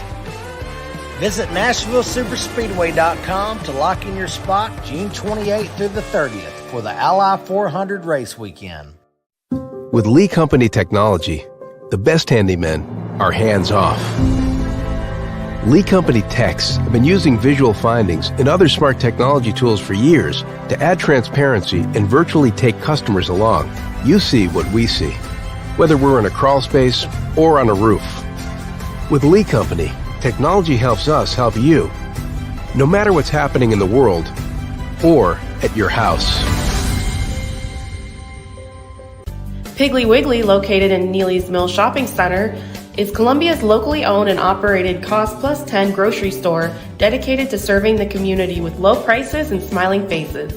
Piggly Wiggly offers fresh, hand-cut meats daily, as well as daily hot plate lunches from their deli counter. You're certain to see smiling faces and a helping hand when you're here at Piggly Wiggly. Come by and check out our fresh produce, high-quality meats, and more. Down home, down the street, we'll see you at the Pig. Whether you're an athlete or a weekend warrior, when it comes to your performance, don't settle for anything less than excellence. We're proud to announce that Mid-Tennessee Bone and Joint Clinic is now Tennessee Orthopedic Alliance of Columbia, where we are redefining sports medicine and orthopedics. Tennessee Orthopedic Alliance's team of expert sports medicine physicians understands the unique demands of your body. TOA Columbia specializes in personalized orthopedic care, offering state-of-the-art treatments for everything from sports injuries to joint replacements. Learn more at toacolumbia.com. Custom Stone Handler supplies over 600 distributors and suppliers with quality stone products. Along with River Stone, we produce and distribute over 100 building, landscape, and other bulk products. Our goal is to provide quality products, service, and partnerships to ensure our customers' success. We firmly believe that the measure of any person or company is how they treat other people and customers. Give them a call at 931-490-4990 or visit CustomStonehandlers.com.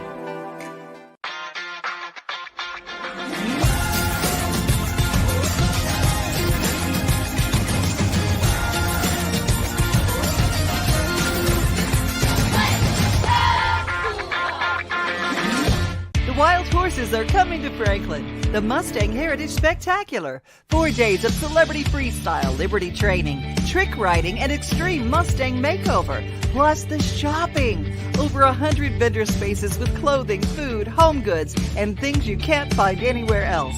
All that and celebrity signings at a music stage too. June 20th through 23rd at Williamson County Ag Expo Park. Don't miss a moment with a weekend pass. MustangHeritageFoundation.org for tickets.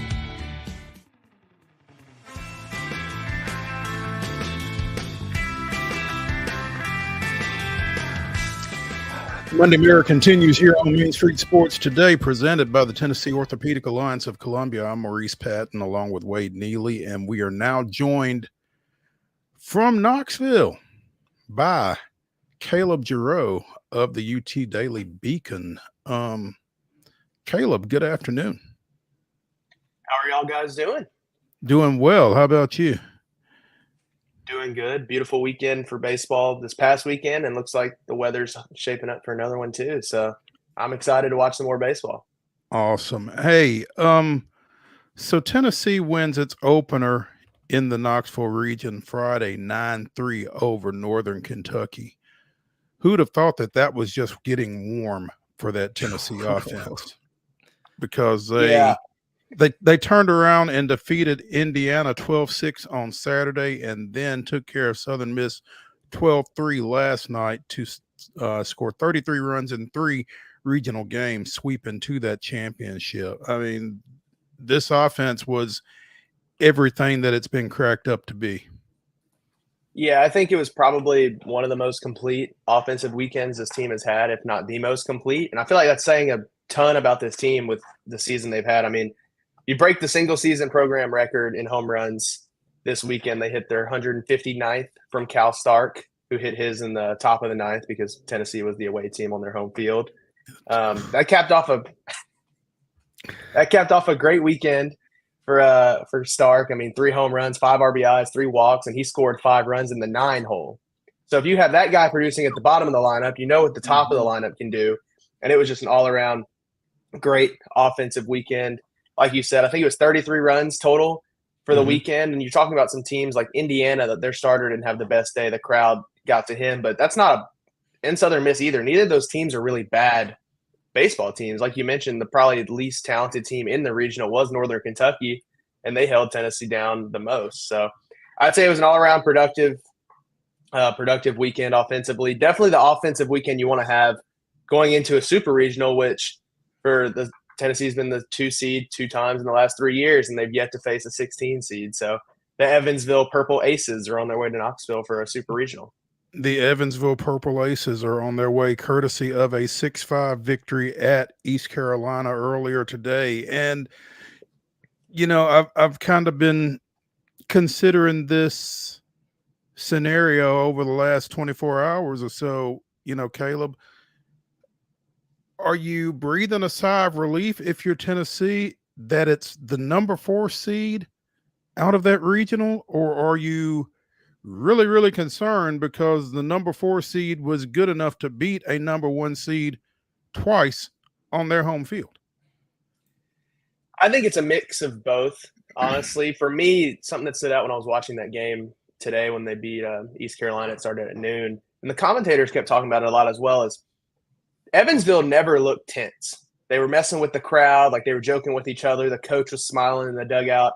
Like they're in a win-or-go-home game facing a number 1 seed, and they did not tense up at all. Evansville has nothing to lose. It's their first super regional in program history. Nobody expected them to be here. If they came to Tennessee and got run ruled twice, nobody would bat an eye. Tennessee, on the other hand, the number 1 overall national seed, has a ton of expectations. So I think you're bringing in – I don't know if it'd be a sigh of relief. I'm probably leaning towards the other way, Mo. I feel like you're bringing in a 4 seed that just defeated East Carolina, which is one of the hardest places to play baseball at. Defeated them twice. They have a true ace and a freshman southpaw. And you've got 11 seniors in that lineup and 5th and 6th year guys who have been through it, were on the brink last year of making the postseason, lost out. They have nothing to lose. If their careers are over, a lot of those guys are not pro guys. I mean, if you've played college baseball 6 years, you probably don't have a professional baseball future. So if they win, they're happy. And if they lose, I mean, they've made it farther than any team in Evansville history. So I'd definitely be worried about the Purple Aces and what they bring. I still think, obviously, Tennessee's lineup top to bottom will be more talented. Tennessee's team is more talented, but baseball is a crazy sport, and whenever you get into the postseason, it gets even crazier. I mean, we saw a game in Greenville today. There was a line drive that should have been an unassisted triple play, and the umpire never told the shortstop that he didn't catch it in the air, and base running mistakes and hoops and hollers galore. So I'd be a little nervous, but we'll have to see what happens when they hit the field. And I guess the last time, well, before this weekend, the last time Tennessee faced a team from Indiana in a super regional, it didn't go so well. So that is very true. Yeah. Obviously this offense took care of business all weekend. What were Tony V's thoughts? What were the thoughts in the press box regarding how the pitching fell out over the course of the weekend? Yeah, I think all in all, it was kind of expected. Tony chalked up the one outing that stands out to me the most is Saturday's outing from Drew Beam, where he went 6 up, 6 down, rolled through 2 innings, and then ran into trouble in the 3rd and the 4th. And some people were talking like, well, maybe we should have, a conversation about if Drew Beam's fallen off or if he's still consistent, when Tony Vitello's theory was the offense put up like a 4 spot and a 5 spot, and it took 30 minutes each time because Indiana couldn't find the strike zone. So it's hard for a starting pitcher to be as hot as he was and then start that game and then go sit down for 30 minutes, then come back out and then go sit down for 30 minutes again. So I wouldn't worry too much about Drew Beam's outing after Vitello didn't seem worried about it. And if he's any indication, then I think you're good. And then night one, Chris Stamos didn't have the best outing, but he's also had that happen before. I think the biggest thing with this team and the pitching is your pitching is good enough with what the offense is. And if you want to talk, you mentioned 2022 a second there with the team coming from Indiana. That was probably the best pitching staff in recent memory for Tennessee, and ended up falling in the super regionals because that's just what happens in baseball. So I think the pitching was all right. You got standout outings from A.J. Causey, who's been a dog for Tennessee on the mound coming in after Chris Stamos against Northern Kentucky. You got a great outing against Nate Snead. He's been consistent, a sophomore too. So that's a young guy that's kind of – the lights were bright, and he answered the call. So Aaron Combs was great. Obviously, Kirby Connell has been consistent. I think you have enough veterans in that bullpen to kind of piece it together. My only worry with the pitching is if you were to go to like if Tennessee was playing today and didn't beat Southern Miss yesterday, who they would throw, or if you get into a tournament setting and you're 4 or 5 games in, then you're rolling out some more inconsistent guys. But in a super regional setting, in a normal weekend series, or as normal as it gets, I guess, then I feel super confident in Tennessee's pitching staff. And that pitching depth kind of took a hit heading into the weekend with the announcement that AJ Russell is no longer available, I guess, or was that just this weekend? It was. So Vitello said that AJ Russell this past weekend in the regional was unavailable, and that he'd be getting looked at again. I feel like at this point in the season, if you're still dealing with soreness and you're still having to get looked at by doctors, it's probably better for AJ Russell to maybe just shut it down and wait for next year. I mean, best case scenario, he probably has 2 or 3 outings if he's healthy and can pitch. So he's getting looked at again. We haven't had an update. I'm sure whenever we talk to Tony again in the midweek, probably Wednesday or Thursday, he'll update his status again. But if you get him, it raises the ceiling of the pitching staff, but his loss is not one I think Tennessee really loses sleep over, because you have so many guys who've carved out their roles in that bullpen. Caleb, I'm curious, in addition, obviously trying to get some guys healthy, what will this week kind of look like for the team in the build up to the super regional? I assume just try and keep things loose and just relaxed as much as we can. And then also, what's the crowd going to look like heading into this weekend? Because we chatted last week that Knoxville's a crazy place to watch a game, and that's a rabid fan base. But with Evansville coming in, I'm just curious if the crowd is going to be as ravenous as we might expect heading into the super regionals.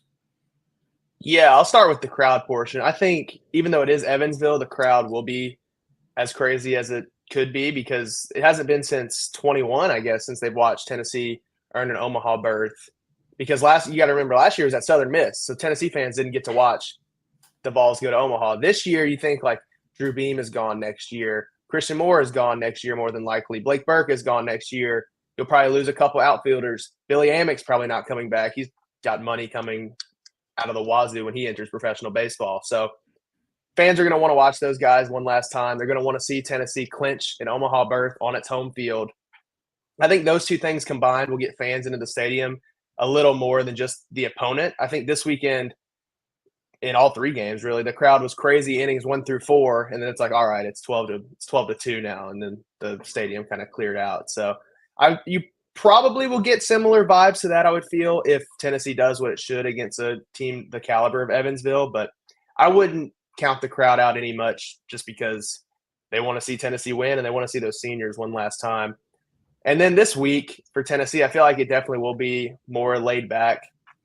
Evansville doesn't really play a very unique brand of baseball, I would say. Not like I was watching Wofford play LSU and they bunt and steal every base in the park. So I don't think you have to practice any extra to prepare for Evansville. Probably a normal week for the Vols. Got some midweek bullpens for some guys. Maybe see if A.J. Russell's healthy and then rest for some other guys. But I wouldn't expect anything crazy this week, probably just the same old. We watched practice last week before the regional, and it was literally just their warm-up routine and then some like BP feel-good swings, and they called it a day. So I figured probably 3 or 4 of those days, and then they'll head into the Supers. And then as you kind of mentioned, you were keeping tabs on a lot of different games. SEC kind of a mixed bag, I guess, as a whole in terms of teams advancing, but a few teams did obviously fall by the wayside already. Anything – what shocked you, if anything, in terms of SEC competition this past weekend? Yeah, I think the two off the top of my head are South Carolina and now head coachless South Carolina. That's a coaching search to hire since Mark Kingston was fired in Columbia. That one is interesting to me too, because you have the athletic director was the guy who won back-to-back national titles for that team. So if he should get anything right, it's going to be this baseball hire. I know already I've seen some stuff kind of on Twitter and Facebook about Tennessee assistant Josh Elander. I don't know if he wants to leave Tennessee or not, but I know that he's a very, very, very good coach, a very good recruiter, and is probably going to be somebody that South Carolina looks at. But then you also have other coaches. Obviously, East Carolina's head coach pops up in that mix. Wake Forest's guy. Some of those guys that'll get looked at for South Carolina's job. But that program, for the talent they have 1 through 9 and the pitching staff they had, should have done a lot better than they did this year. And I'm not surprised to see Ray Tanner pull the plug on the Mark Kingston coaching staff there at South Carolina, And some South Carolina players are tweeting today that they want the assistant coach, who's the interim, to take over as head coach. So I don't know what's going to happen in Columbia, but that's definitely one to watch because they're a baseball powerhouse and kind of go the way the water flows in the SEC, really. And it's a team that Tennessee will probably have to play next year. And then Vanderbilt, obviously, which I'm sure y'all have talked about already, but going 2-Q in their regional is not very good. And losing to High Point is also not good, especially, once again, with the talent they have and the pedigree that Vanderbilt baseball is. Those are two that come to the top of my head. And then obviously you look today, Florida and LSU are still playing. Florida barely made the tournament. I didn't think they should have made the tournament. They got swept by Missouri, had some horrible midweek losses, make the tournament. Now they're playing a game 7 in the regional. They got drawn, and LSU plays today too. So SEC is all over the place, but when you really look at it, the good coaching staffs and the teams that have built their team to get hot late in the season seem to progress and do well right now. You see the same thing in basketball and with baseball and everything too, is if you get hot at the right time, it doesn't matter really what talent you have, but if you're playing your best ball in the postseason, then obviously you can make a little run. Do you think Texas should have its application for SEC status revoked after what we saw in their rivalry matchup this weekend? I don't think. I think they're already. It's too late. I think they're in. We're too deep in the game. You're telling me. So, well, they've got the party scheduled, Wade. Yeah. So I mean, I don't know what you do about it at this point. I got a couple Longhorns fans that were not happy with the results from this weekend, and I said maybe you're just not SEC material after all. I don't know, but it's too late. I fear we're 27 days away now from when they're officially in the SEC. But no, I think the Longhorns, when they add to this conference for baseball, if not just the history they have, I think they'll be really good. Then you look at Oklahoma too. Oklahoma's kind of been sneaky good the past couple of years. They made that championship run not too long ago. And then obviously both very good softball programs. So spring sports, everybody talks about football, but I think spring sports with both of those schools coming to the SEC will be really fun. And Oklahoma and UConn, that should be a pretty good game a little bit later tonight, right? I think it's them. I think it's UConn at least, and Oklahoma. It is. Are gonna It play. is. Yeah, so that should be a pretty good one. UConn has some of the best jerseys in college baseball. Yes. They might not be the best baseball school, but they got some good jerseys. I'll give them that.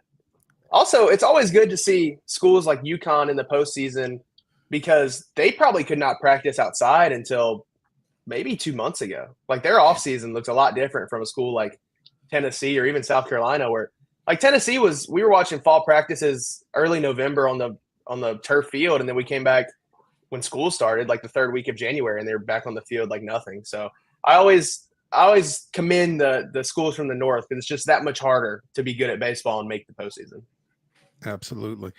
Caleb JARREAU of the Daily Beacon joining us here on Main Street Sports today. And Caleb, you gave us more credit than maybe we deserved. We had not really talked about Vanderbilt, and I was kind of hoping to, just kind of get the pulse of the press box up at Lindsey Nelson over the weekend as Vanderbilt dropped that game 13-3 to Coastal, and then, like you said, 10-9 to High Point in the elimination game on Saturday to go to it. And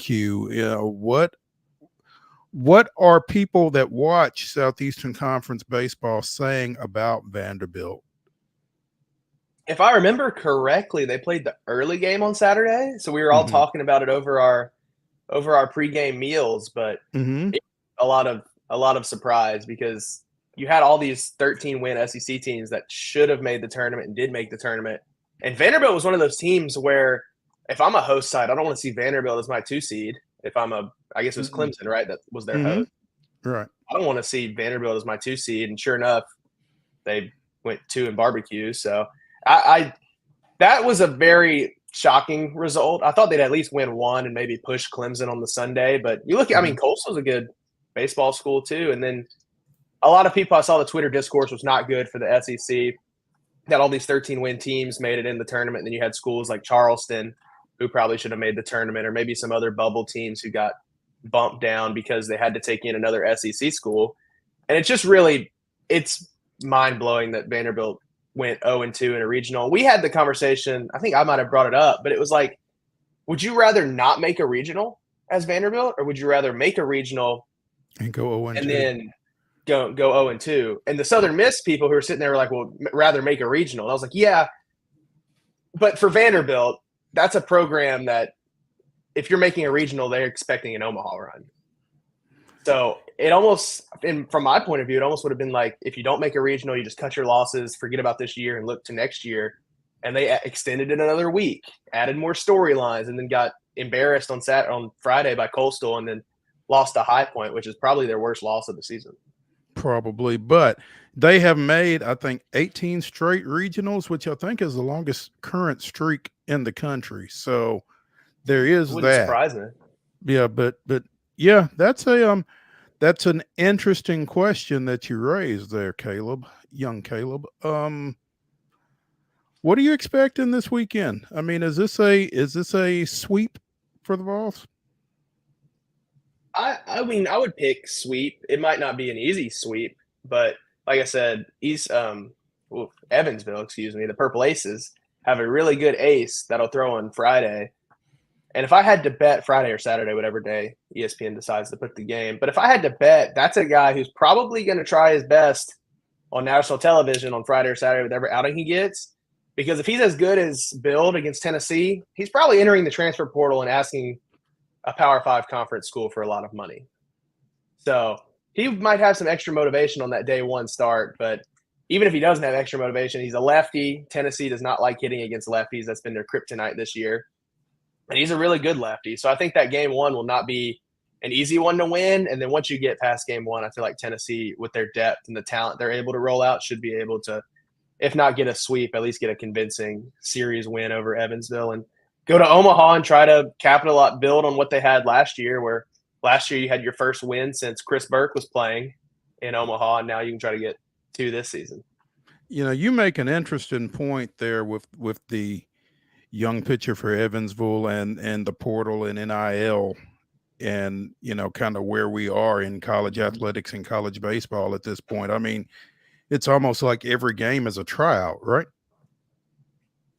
basically, and especially for in the postseason, for like if you're a player, for example, for Northern Kentucky, and you're playing against Tennessee in a primetime Friday night game with a lot of eyes on you, that's film you can send to somebody like, hey, I hit a 400-foot bomb off of AJ Causey, who was Tennessee's basically ace. And then that'll get a lot of teams looking at you. But that's also what makes this Evansville team really interesting, because they have a bunch of fifth and sixth year seniors. You've got 11 seniors. This day and age in college baseball, you don't really see kids, if they're seniors, staying at like a Missouri Valley Conference school or a Horizon League school or schools like that, when the transfer portal is so easy to go to the SEC, and you see that all the time. You see interconference transfers. LSU shortstop went from South Carolina to LSU this year. I'm sure South Carolina, depending on who they hire, will have a roster, crusade into the SEC and have players transferring out. So it really is rare to see what Evansville has in the veteran lineup. And I think it is going to be a good showcase for this kid, because I know when I turned on ESPN this year, I didn't see Evansville anywhere until noon today. So I think they'll have a good shot. And a lot of those guys too, like Evansville starter closed out the ninth and he threw 81 pitches like yesterday or Friday or sometime this weekend. That's stuff you don't see. So those guys really are treating it it gives me like almost like a high school team where it's like, now we're going to win it this year. We're not. So it's going to be a unique test, and it's going to be very different from what Tennessee's faced this year, especially with the way Evansville played this today and this weekend. Caleb JARREAU of the Daily Beacon. You can find him on Twitter at Caleb JARREAU16. Caleb, we appreciate you spending some time with us this afternoon. Enjoy a little downtime this week, kind of the calm before the storm, before the Purple Aces roll into Lindsey Nelson Stadium this weekend, and we'll be catching up. Yep. Guys, I appreciate you having me on. Thank you, Caleb. When we return to the Monday Mirror edition of Main Street Sports Today, presented by the Tennessee Orthopedic Alliance of Columbia, it's the final segment. It's the grab bag. It's the weekend update. We'll look back at what took place over the weekend, what caught our eye, and we'll do that after this break.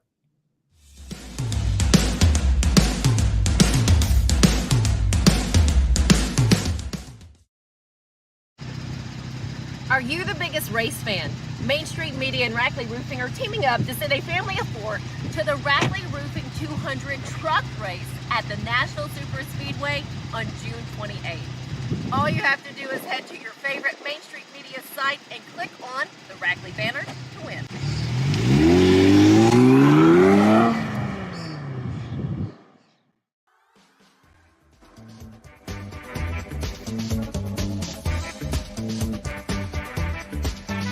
Final segment of the Monday Mirror here on Main Street Sports Today. I'm Maurice Patton. That's Wade Neely.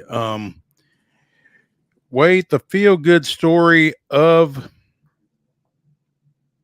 what? The spring, the year? What do we want to call this?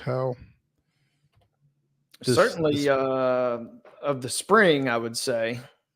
I mean, maybe for the year. Yeah. Until another contender emerges, this is right up there. The leader in the clubhouse. Well, yeah.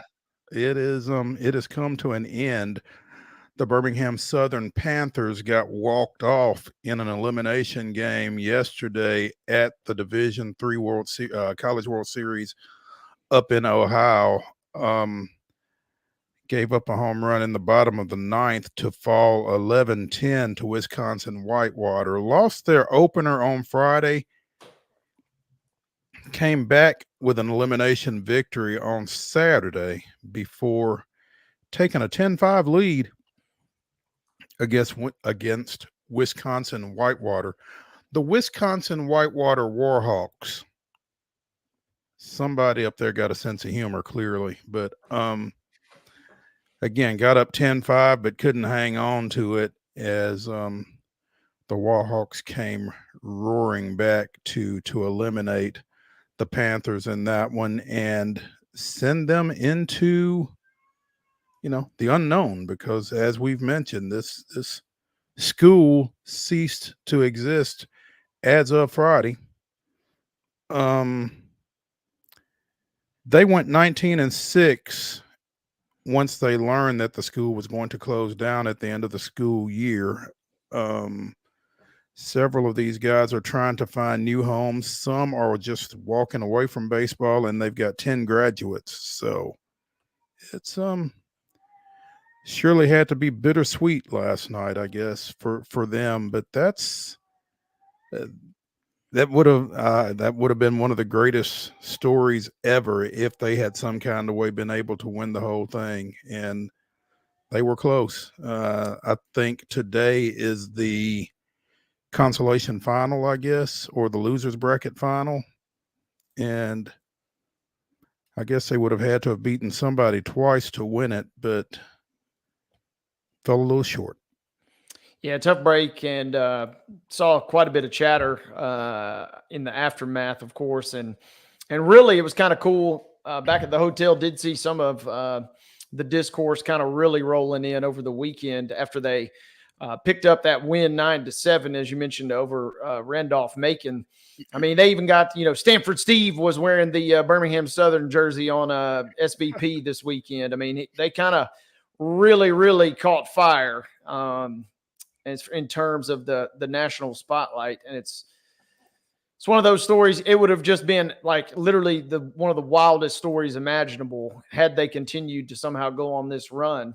But kind of like Caleb just touched on in our last segment, I mean, some of these guys, I don't think they've certainly played their last bit of baseball, and I don't think some of these guys are going to be playing D3 baseball next year. I would imagine at least one or two are going to end up making a leap and potentially at a quote unquote bigger school because of some of this exposure that they got. If nothing else, they got some extra eyeballs out of the deal. So I guess that's the final chapter in the BSC yearbook, as it were. And so don't know. I really don't know what happens next. I did read something last week too that Alabama A&M out of Huntsville is either made a bid or is potentially in the process of trying to take over the campus. And so the campus is in some shape, form, or fashion. It's a beautiful campus, going to be repurposed in some capacity. So that's kind of nice, at least in the sense that it's not just going to bulldoze it, and build a giant Walmart or anything right there. So at least higher ed will continue to hopefully live on in that capacity. But yeah, kind of an unfortunate situation, but we got to go out with one cool ride at the end. Absolutely. You mentioned it during the rundown. Nashville Soccer Club went up to Cincinnati for a midweek matchup and picked up a 2-0 victory. Came back to Geodis this weekend and fell to the New England Revolution 2-1. Woof. Not good. Nope. And I don't want to say I didn't predict it, but I was not shocked when I saw this because that's just kind of how NSC seems to go. They win ones that they're not supposed to win, and they lose ones they're not supposed to lose. And after such an emotional win last week, Rumba Munthali picks up his first win as interim manager. They fall flat on their face. Mukhtar scored late. I mean, they were down 2-0. And so that could have been even worse, but losing at home to one of the worst team in terms of standings in the MLS, that is not good for the boys in gold. Yeah, it's they are in the midst of a tough run, but they're still in the mix for postseason play.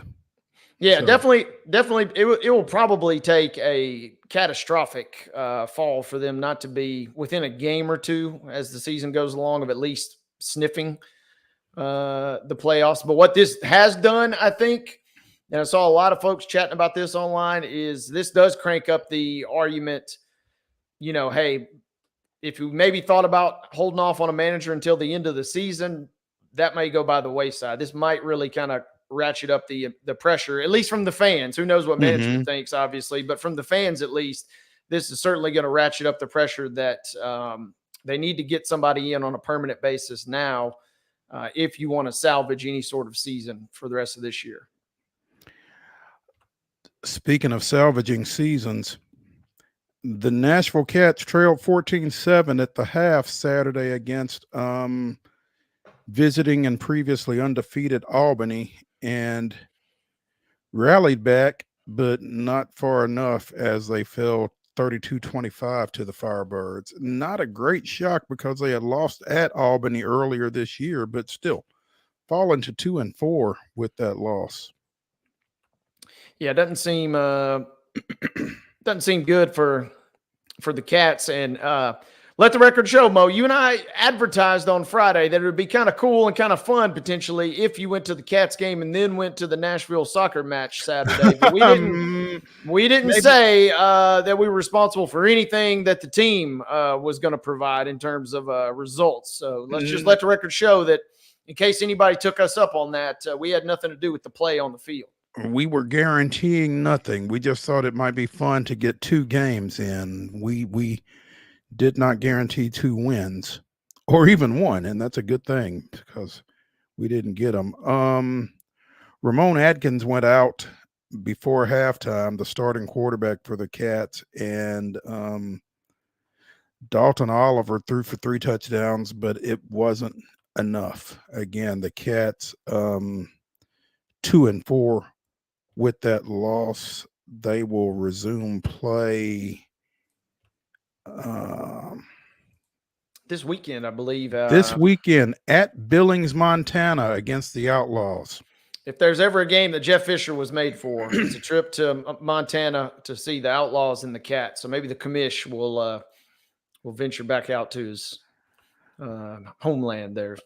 Prior to that game Saturday, Cats season ticket holders received communication that their scheduled June 16th home game, the opponent for that game has left the league. The Nashville Cats want to notify our valued season ticket holders that due to some recent changes within the Arena Football League, our June 16th opponent is no longer a member of the league.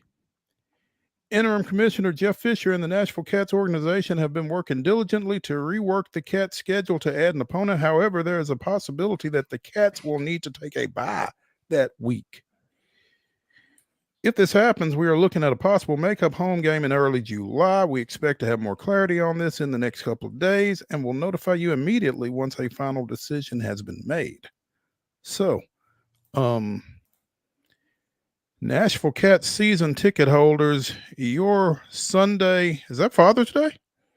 Father's Day week? Yes, Sunday it is. Your Father's Day may have just come open. So, yep, I'm looking on ticket. Go ahead. I was going to say, I'm looking on Ticketmaster. You can still buy tickets for that, but buyer beware. Buyer beware, absolutely, because those are tickets for a game with no opponent as of right now. So, Wade, I know you say that you were kind of in and out this weekend with other things going on, and we probably don't have time to get into this at this point, unfortunately, but the Caitlin Clark foul during the Chicago Sky game is something that we need to, and everybody's reaction to it is. Yeah, that could be its own topic. What I will tell you, Mo, is at the restaurant I was at Saturday, downtown Lexington, Kentucky, every single TV in the restaurant was on the Fever in the Sky. And I just want to say, when I say that, the Fever are 2-9 and the Sky are 3-4. We ain't talking the Sun and the Aces. We're talking the Fever in the Sky, and every single TV in that place had it on Saturday. Kudos to them. You know, it deserves that. The game deserves that. The league deserves that. And, you know, there's a lot more that we need to touch on and talk about as far as that goes as it relates to, you know, that situation between the Sky and the Fever and with Caitlin Clark and Kennedy Carter. And we'll get into that here as the week progresses. But for now,